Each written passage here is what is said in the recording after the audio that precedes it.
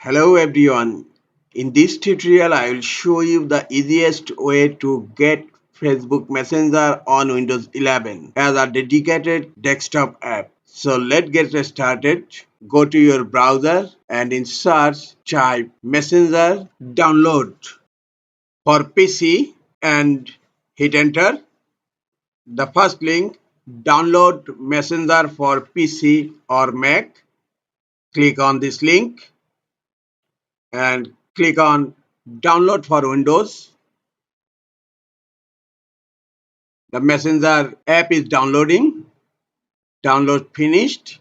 Click on open in folder.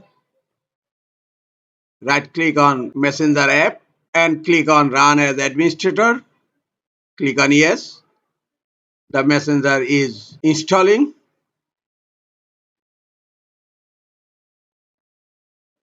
Installation finished.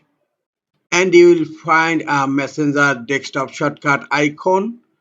I'm launching Messenger from desktop icon and click on login with Facebook and then click on open Messenger for Windows and select always allow Facebook to open Messenger links and then click on open link.